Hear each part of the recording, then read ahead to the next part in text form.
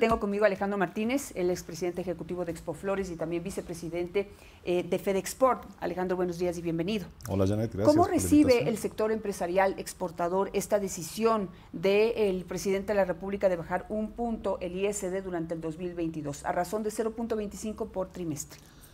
Bueno, primero, gracias por la invitación y felicitaciones por el programa y el canal. Gracias.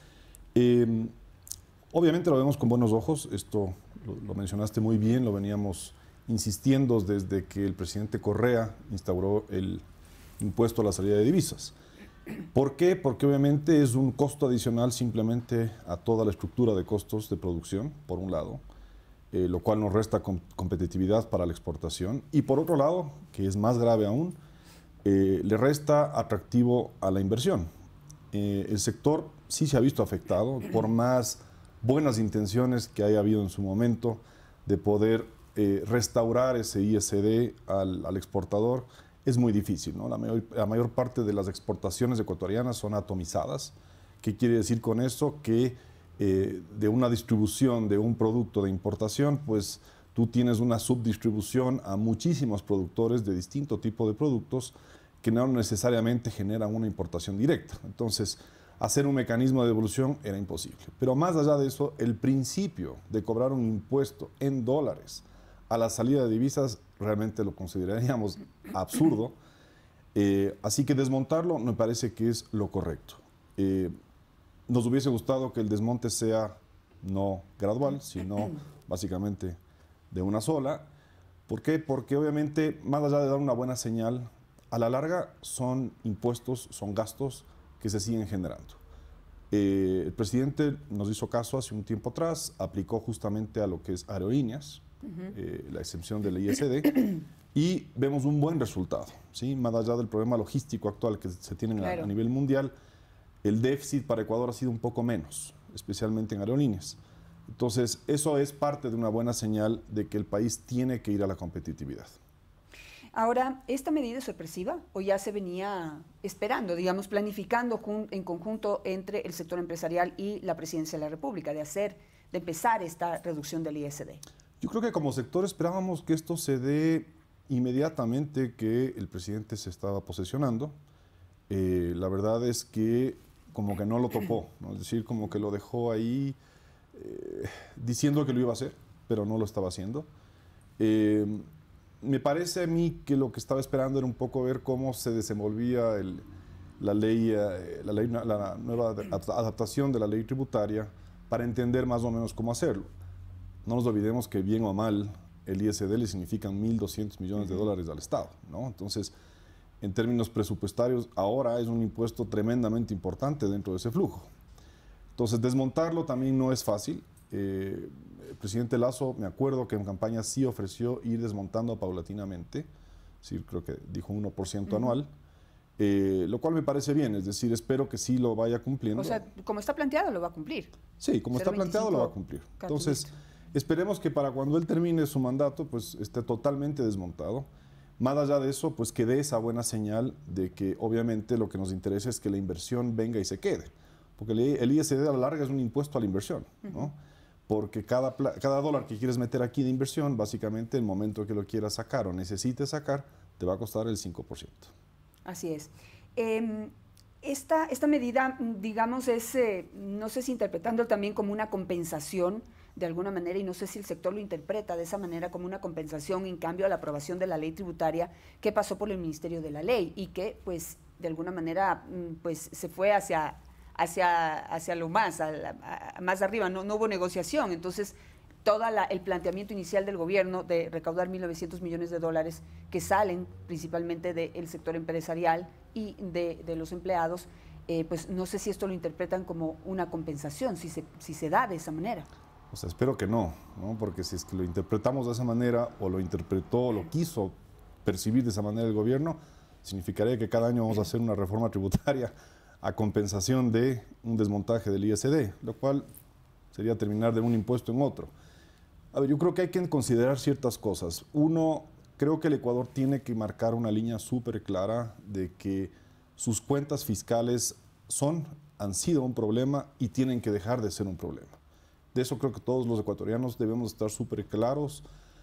Porque si seguimos con el problema de acarrear tanta deuda o tanto déficit, el Estado va a seguir buscando de dónde financiarse. Y lastimosamente siempre va a ser del mismo ecuatoriano. Entonces, sí es importante equilibrar ese presupuesto. Yo creo que ahorita la aprobación de la ley tributaria tenía un fin muy claro, que es cumplir un objetivo del FMI para poder desembolsar más crédito a menor tasa, reestructurar las deudas. Muy bien. Ahora, aquí viene un proceso bien importante. Más bien, yo te diría, la concesión que tiene que hacer el Estado ahora es cómo bajo el gasto, ¿sí? Nosotros lo habíamos propuesto en su momento, en el mes de noviembre, cuando se discutía eso, es por cada dólar adicional que queramos cobrar al ecuatoriano, bajemos $1 en gasto del Estado, ¿sí? Es decir, uno a uno.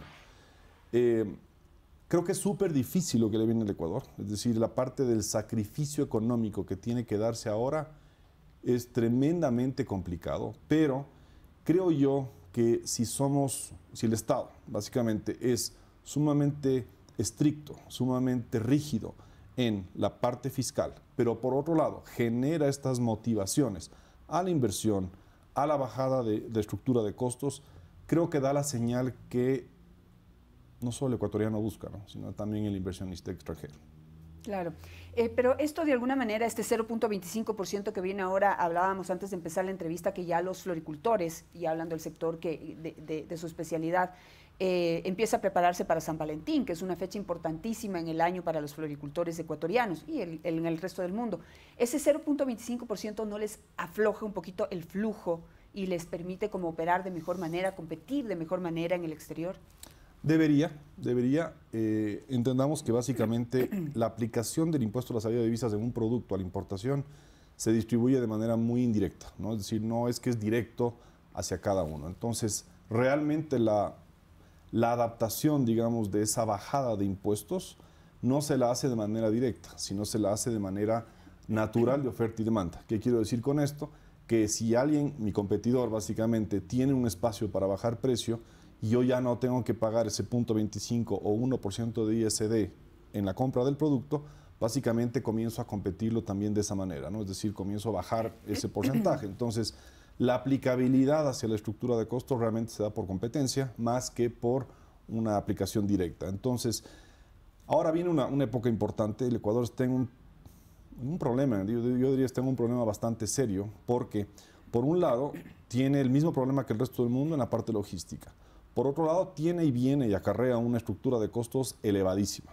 Segundo, acabamos de tener una subida de salario básico de $25, que es bastante fuerte, ¿no? Es bastante fuerte inclusive para la región. Y no necesariamente estamos ni produciendo más en el país, ni exportando más en el país.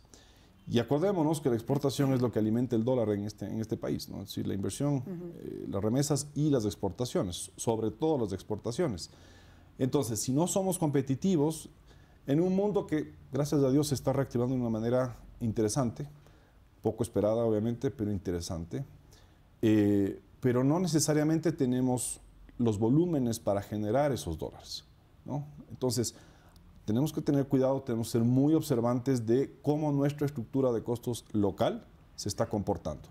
¿Desmontar el ISD es una buena medida? Sí, sin duda, necesaria, totalmente necesaria. Nos faltan unos 999 impuestos más que desmontar, pero vamos por ahí. Pero en esta apertura que el gobierno plantea, ¿no?, que dice que es el gobierno del diálogo y de la conversación, y se ha abierto la posibilidad de, por ejemplo, sustituir unos ingresos por otros o los subsidios por otras cosas, por ejemplo. En este caso de las exportaciones y en particular la exportación de flores, ¿no se podría plantear, por ejemplo, que haya un subsidio, una rebaja, algo en el tema de todos los insumos agrícolas que ustedes utilizan para poder producir la mejor flor del mundo y de esa manera también poder reestructurar, mejorar, reorganizar esa estructura de costos? Creo que una cosa importante, y eso aplaudo del sector florícola, es que nosotros nos hemos opuesto siempre a los subsidios. Los subsidios de una u otra manera siempre lo vas a pagar, ¿sí? Hay que entender que los subsidios tienen que focalizarse tanto en un objetivo como en un tiempo. Ecuador más bien ha hecho siempre lo contrario, es decir, lo generan por política, o sea, por politiquería, digámoslo así, y básicamente lo dejan a la eternidad. Y para todo el mundo. Exactamente. Entonces, Por ejemplo, nosotros ahora hemos dicho, o sea, en la gasolina aérea, por ejemplo, en la gasolina de aviones, no ser la gasolina más cara de la región, no subsidiarla, pero sí ser la gasolina más barata, es decir, competir. Generar utilidad para el Estado, pero competir, ¿sí? En el caso específico, por ejemplo, ahorita se firmó cielos abiertos con varios de los países, muy importante ahorita, sobre todo en la parte logística. ¿Por qué? Porque la reactivación del turismo no se está dando a nivel mundial, se va a demorar más, ¿sí? Entonces tenemos que aprovechar nosotros como Ecuador, ya no utilizar básicamente aviones de pasajeros, sino aviones de carga para exportar productos, ¿sí? Segunda cosa, tenemos que ser eficientes. La competencia nos genera y nos obliga a ser eficientes. Ecuador, por ejemplo, en flores ha pasado en los años 80 de tener 25 personas por hectárea, ahora tenemos 9 personas por hectárea, ¿sí? Sí, el trabajador florícola es sumamente efectivo, pero claro, ya estás llegando al borde en que ya la efectividad de la capacidad humana llega a un límite, ¿no? Llega a un tope, ya necesitas de mecanización, ya necesitas de otras cosas para mejorar esa eficacia o esa estructura de costos. Entonces, también tenemos que observar esas cosas. Productividad por metro cuadrado, bueno, Flores es altamente productivo por metro cuadrado, eso es aplicabilidad de tecnología. Entonces, a lo que quiero llegar con esto es súper importante entender que los subsidios lo único que genera es una especie de falsedad, pero si la aplicamos bien, un subsidio sí funciona, que tiene una motivación hacia hacer algo. En Ecuador no hemos hecho eso, lastimosamente, y como sector básicamente decimos no al subsidio. Digamos, pintado el panorama, tenemos un salario que cuesta $25 más, $425 de un sopetón. Tenemos todavía unos aranceles importantes y que inciden muchísimo en esta estructura de costos. Tenemos pues el dólar, que también hace difícil la competencia a nivel internacional, y tenemos una nueva estructura de impuestos que también son de alguna manera un golpe a la economía de las empresas, y por otro lado una rebaja de un punto del ISD que se va a sentir recién a final del año, o sea, se va a ir sintiendo poco a poco. Es decir, es una medida positiva, pero digamos no podemos sentarnos no hay muchos motivos para alegrarse tanto.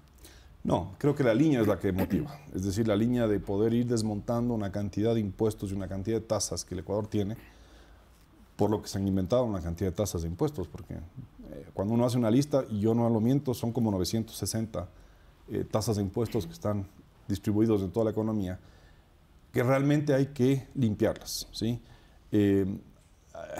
Uno llama esto la distorsión impositiva, ¿no? La distorsión impositiva está en toda economía. Yo creo que en el Ecuador esto es multiplicado por 25, ¿no? Es decir, toda la estructura de costos del Ecuador tiene cargado en alguna parte de su costo, ¿sí?, una cantidad de tasas y de impuestos que uno no sabe que existían, ¿no? Desmontarlos es sumamente importante. Yo aspiro a que la señal que está dando ahorita el gobierno es esa, ¿no? De ir desmontando, de ir montando tal vez impuestos más claros, más definidos, ¿sí?, y no tanta tasa y cosa rara que está montada en la economía. El Ecuador necesita esta previsibilidad, no solamente en términos de cuestiones impositivas, sino en términos de la línea hacia dónde va. Creo que la línea que está manejando el presidente, y en eso le felicito, es la línea de generar espacios de competitividad, un espacio seguro a la inversión, más bien de motivación a la inversión, tanto local como extranjera, pero obviamente tenemos un camino todavía bien duro que caminar. Ahora, siempre se decía que si se desmonta el ISD, fuera de que es un golpe al presupuesto general del Estado de $1.200 millones, también el gran temor que nos sembraron era que los dólares iban a fugar del país. ¿Cómo lo ve usted?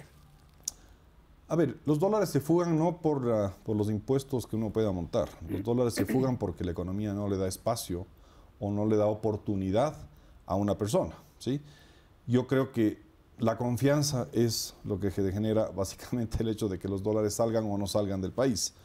Creo que la imagen que da el gobierno ahora es una imagen de mucha confianza, o sea, de que vamos a generar, o que por lo menos vamos a poder de una u otra manera reactivar la economía. Espero que así sea y creo que sí va a ser.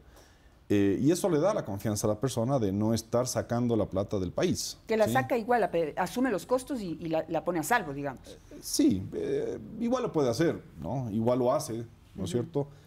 Obviamente no sabemos todas las motivaciones, pero seguramente en estos últimos 6, 7 meses, la motivación de salida de capital seguramente se fue más hacia el consumo, en cierta medida, que hacia el simplemente sacar capital. Yo creería que si es que damos como país estos buenos mensajes, no solamente que la inversión va a venir, sino que aquella persona que tiene aquí 20, 30 mil, 15 mil, 5 mil dólares guardados, y estaba considerando sacarlas, pues mejor que los invierta, le genere empleo, genere un rédito, un rendimiento de ese dinero, ¿sí? Y le genere crecimiento. No nos olvidemos que la economía ecuatoriana dolarizada tiene una sola forma de crecer, y eso es a través de gestión. Es decir, no somos Colombia, que crece a través de moneda, ¿no? Que sí, es un crecimiento medio falso, ¿no es cierto? Porque a veces creces y después tienes que ajustar, ¿no? Entonces, la devaluación devuelve todo para atrás. Devuelve todo para atrás. Entonces, aprovechemos que tenemos el dólar, aprovechemos que tenemos un gobierno que ahorita está apuntalando la necesidad de generar justamente confianza, de generar tranquilidad y de generar, ojalá, las oportunidades de inversión.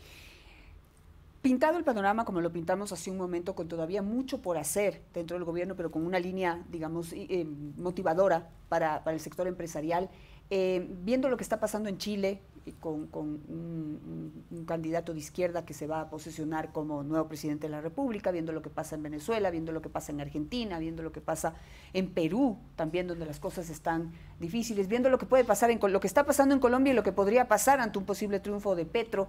Entonces, no sé, el Ecuador sigue como cada día como visibilizándose más. Esta línea positiva que usted la señala, ¿será suficiente para que la inversión extranjera llegue en la medida que el gobierno espera y ha anunciado 30.000 millones de dólares? Yo creo que van bastantes cosas. Uno, creo que está dando una buena señal hacia afuera en ese sentido, es decir, el país, no solo el gobierno, sino el país. Pero también estamos siendo blanco de justamente recuperar el poder de la izquierda, ¿no? Que no creo que es una izquierda como tal. El pensamiento de izquierda no es el que normalmente o tradicionalmente se ha ofrecido en este país. Yo creo que el ecuatoriano tiene que entender 3 cosas. Uno, la moneda del dólar es más fuerte que la política, lo cual es bueno. 2, dejemos de estar mucho en el cuentito de las esperanzas y basémonos en las certezas. El Ecuador tiene buenas certezas. El Ecuador es un buen productor de calidad, de cosas especiales, es decir, no de cosas masivas, sino de cosas especiales, tanto para el consumo local como para exportación. El Ecuador, cuando quiere trabajar, trabaja bien. Cuando no quiere trabajar, no trabaja, pero cuando trabaja bien, trabaja bien. Y creo que tenemos que tener un poquito de fe en que si la inversión está viniendo al Ecuador es por una razón. Y es porque estamos dando los pasos adecuados para que el capital venga. El Ecuador tiene que crecer a través de inversión y esa inversión generar crecimiento de la economía. Si no, no vamos a generar espacio para nuestros hijos, para nuestros nietos. Una última pregunta. ¿Qué alternativas está planteando, pensando, planificando el sector exportador para combatir esta crisis internacional que hay por la falta de contenedores? Bueno, es bien difícil. Ecuador no ocupa ni siquiera el 0.23% de la capacidad mundial o la demanda mundial de logística. Entonces, tenemos que ser muy hábiles. Ahorita, si no tenemos la habilidad de poder generar un equilibrio o una motivación de equilibrio de carga, la dificultad va a ser peor. Ahorita Europa acaba de hacer un acuerdo para la emisión de 7.000 trillones de euros que irán justamente a los consumidores, lo que quiere decir que esta alta demanda que tuvo Estados Unidos, vamos a verla también ahora en Europa. Si tienes estos 2 monstruos de la economía demandando tanta cosa en los próximos 2, 3 años, el problema logístico se va a ahondar aún, es decir, va a ser más grave. ¿Por qué se da este problema? No es por la falta de buques, es porque justamente la alta demanda genera una altísima demanda de materias primas. Y materias primas no necesariamente uno tiene bodegas por todo lado botadas, sino que no había bodegas. Y los contenedores se vuelven la bodega más fácil, ¿no? Es decir, comprar un contenedor hace medio año costaba $20.000, era mucho más barato que construirse una bodega, ¿sí? Y tenías ahí la materia prima. Ahora, esas materias primas eventualmente tienen que consumirse Cuando se consuman, se van a ir liberando. Pero ahora que Europa imite y va a tener consumo, el problema va a seguir dándose. Entonces, ojo, tenemos que ser muy hábiles. ¿Pero qué alternativa han pensado? Porque, por ejemplo, las flores no creo que tengan problema porque van en avión. Pero el resto de productos, ¿cómo van a ser para colocarlos afuera? Porque volvemos al principio de todo, ¿no? Y es lo que yo he venido diciendo en algunas entrevistas aquí. Si quieren pagar, si queremos ganar mejores salarios, si queremos tener la capacidad de pago de mejores salarios, si queremos mejorar la economía, dinamizar la economía, necesitamos producir más. No hay otra opción, hay que producir más. Pero para producir más, pues hay que pensar en todas estas, digamos, estos factores externos que pueden complicar aún más la situación interna. No, obviamente. A ver, el tema de contenedores ha complicado la logística marítima, ha complicado la logística aérea y ha complicado la logística terrestre. Es decir, ahorita la logística en general está complicada. No podemos desvincular una de otra. Nosotros hemos trabajado ahorita de una manera muy dura con el gobierno, básicamente porque tenemos que generar, yo te diría, un abanico de oportunidades para la logística. No solamente es el tema de generar equilibrio de carga, también es el tema de poder, por ejemplo, en el caso que nosotros estamos proponiendo, es un trabajo multimodal. ¿Qué quiere decir multimodal? Que podamos, por un lado, transportar vía aérea, terrestre, marítima y hacer fletes combinados. Es decir, poder combinar una serie de disposiciones de la logística que sí existe, ¿sí? Por un lado. Por otro lado, lo hemos planteado al gobierno, la única logística en espacio, es decir, como oportunidad de espacio que va a crecer en este tiempo, va a ser la aérea, no va a ser la marítima. ¿Por qué va a ser la aérea? Por lo que te expliqué hace un momento. Como no está creciendo el turismo, no está recuperándose el turismo necesariamente al ritmo que tiene que hacerlo a nivel mundial, aerolíneas están considerando seriamente transformar sus aviones de pasajeros a carga. Una vez que hagan eso, pues va a haber más oferta de carga, de espacio de carga a nivel mundial. Si no cogemos y aprovechamos de esto, teniendo un producto tan atractivo a la logística como son las flores, que solamente son de salida, pero tenemos que aprovechar a la entrada. Es decir, si no aprovechamos las dos vías y al mismo tiempo aprovechar de esas vías, aprovechar la parte terrestre. Por ejemplo, ahora que estamos reconectándonos con Colombia en la parte fronteriza, hemos planteado la necesidad de que ya dejemos de lado la moda de los 80, de que los camiones colombianos dejen las cosas en la frontera y después conecten los ecuatorianos y simplemente duplicamos los costos y complicamos la logística. Tenemos que un poquito integrarnos más como comunidad andina, por lo menos, y dejar que justamente un camión ecuatoriano pueda irse hasta Bogotá, si es el caso, ¿sí? Conectar vía aérea las cosas, conectar vía terrestre las cosas, conectar vía marítima las cosas, pero básicamente hacer un uso mucho más dinámico, mucho más efectivo de toda la logística ecuatoriana. Me quedo con eso. Muchísimas gracias, Alejandro, por estar esta mañana con nosotros. Gracias por estar en Visionarias, que estamos a punto de cumplir nuestro primer mes. Vamos muy bien, estoy muy contenta. Gracias por el apoyo, por seguirnos. Y pues cada día esperamos crecer más, mejorar más, perfeccionar nuestro sistema y pues convertirnos en una alternativa informativa para ustedes. Así que, Alejandro, muchísimas gracias, siempre bienvenido aquí para cuando tengan novedades. Iremos analizando poco a poco cómo va la economía, cómo va este tema de la reducción del ISD y ojalá pues se aproveche todo lo que usted ha planteado en esta entrevista. Gracias, Janet. Que tenga un buen día. Igualmente.